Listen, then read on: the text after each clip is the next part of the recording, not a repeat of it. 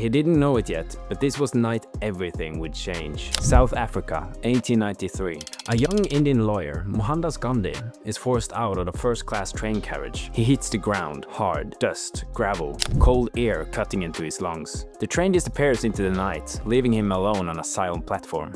No witnesses, no allies, just humiliation and a choice. He can walk away, get back on the train and forget this ever happened. Or he can decide that in this moment, right here, right now, will not be the end of his dignity, but the beginning of something else entirely. A movement, a transformation, a destiny. Because history never begins with clarity. It begins with a decision made in the dark. And what Gandhi decides before sunrise will set his life, and eventually a nation, on a new path. As Gandhi paces the freezing waiting room for hours, he's not thinking about leading millions. He's just trying to answer one question. What do I do now? He doesn't have a plan.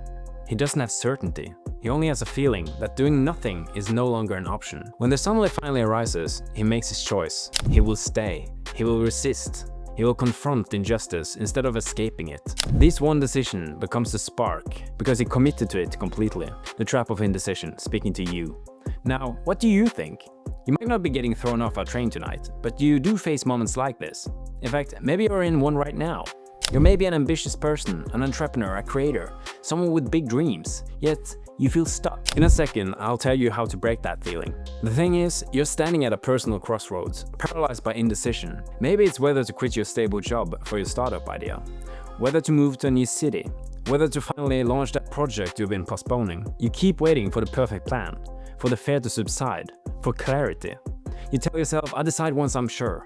I just need more time, more certainty. But days turns into months, and the big decision still looms, unresolved. Does it sound familiar? And if you've been carrying that quiet background tension that makes every decision feel heavier than it should, I put an anxiety test in the bio. It's something I genuinely recommend. Let's be honest, this waiting game is a trap. Clarity feels safe, but chasing perfect clarity can become an excuse to stay comfortable. The hard truth is that clarity comes after you commit, not before. Think about Gandhi on that platform. He had no clarity about how to end racial injustice at that moment. He wasn't a famous leader yet. He was just a young man with a first-class ticket and a principle. Clarity didn't get him off the ground. Decision did. Transformation doesn't start with everything neatly figured out. Transformation starts with a leap, with a decision, often a messy one made in the dark. Now, imagine you're the main character of this story. Picture your life as a film reel, paused at the critical scene, your train platform moment. It might not be dramatic on the outside. Maybe it's 2 AM and you're staring at the ceiling, heart pounding because you know something needs to change. Or it's a Monday morning and you're gripping the steering wheel, dreading your destination. These are the moments that create emotional pressure. Just like Gandhi's night on that train. What will you do? Will you continue in limbo, or will you take action without all the answers? Every great story and every great life hinges on when you decide, not when you feel ready. We have seen a public dramatic decision. Now, let's look at a quiet personal one, the kind that might resemble your situation. Joseph Campbell's hero's journey, a decision in the woods. Flash forward to 1929, New York. A young scholar named Joseph Campbell is pursuing a PhD at Columbia University. By all accounts, he's on the safe, prestigious path, the kind your family and friends applaud. But inside, Campbell feels a tug, a whisper that this path isn't his. He's been reading about myths and adventures, and ironically, he finds himself living a boring story by following the scripts others wrote for him. So he makes a bold move. He quits. Campbell walks away from his PhD program, midstream, stunning everyone around him.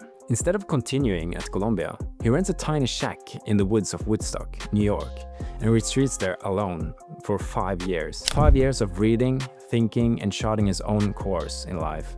No diploma, no income, no certainty, simply a desire for reading books, specifically mythology. Why would anyone do something so drastic? Campbell later explained his mindset in no uncertain terms. I had to put in all the hours for the degree. All I had to do was write that thesis. They wouldn't let me study what I wanted, so I said, to hell with it. I went into the woods and spent 5 years reading. I never got the PhD. I learned to live on absolutely nothing. I was free. It was marvelous. That was Joseph Campbell's decision, in a very real sense. It was the moment his hero's journey began, going against the crowd. Joseph Campbell, during those years of independent study, he started on his famous book, The Hero with a Thousand Faces, articulating the hero's journey template that inspired countless storytellers like George Lucas, Christopher Nolan. And guess what the first step of the hero's journey is? the call to adventure. A moment when the hero is invited to leave the comfortable and venture into the unknown. Crucially, the hero has to choose to answer that call. Campbell didn't just study this idea, he practically lived it. He often said, you enter the forest at the darkest point, where there is no path. If you follow someone else's path, you're not going to realize your potential. In other words, the real hero's journey, whether in myth or real life, starts with a decision to step off the safe path and into the wilderness of the unknown. Campbell's own leap into the woods was exactly that. Transformation begins with a decision, not clarity. So what do these stories have in common? Both Gandhi and Campbell reached a point where not making a decision became more painful than the uncertainty of moving forward. Both seized control of their narrative in a single pivotal moment. They didn't wait for permission or perfect timing. They didn't wait for clarity, because clarity tends to show up after you choose, not before. At the time, it was the decision that came first. The clarity and the success came later. Now, apply this to your story. You have your own version of a call to adventure.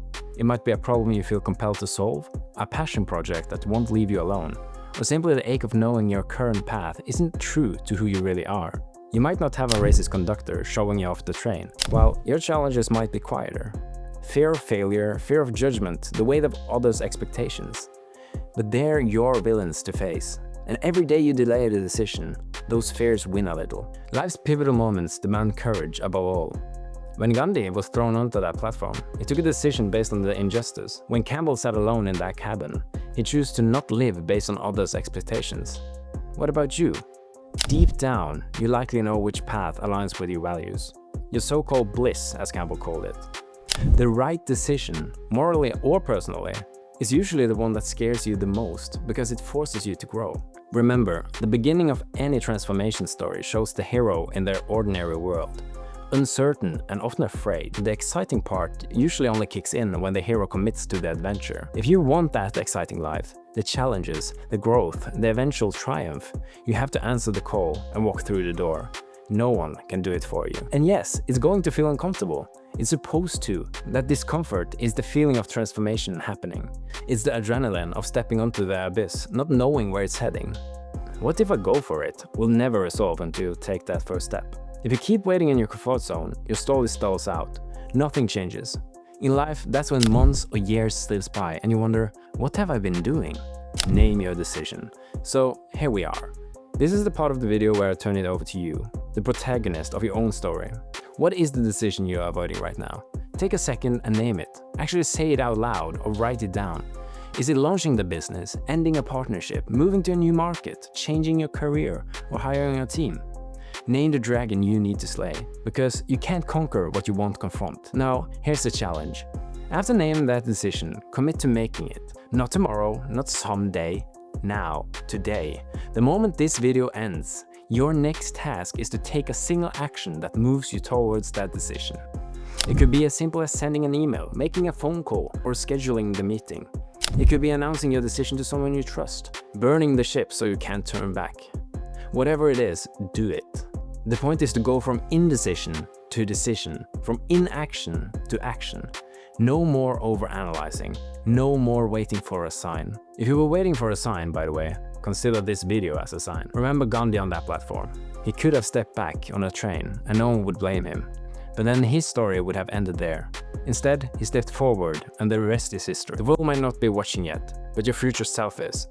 And they're hoping you take this leap. Embrace the fact that transformation is scary, that you don't have all the answers, and decide anyway. Because on the other side of that decision is momentum, growth, and the knowledge that you're truly alive and in charge of your story. It's time to decide. And if the thing holding you back is mostly happening in your head, that anxiety test in the bio might give you some clarity before you make your move.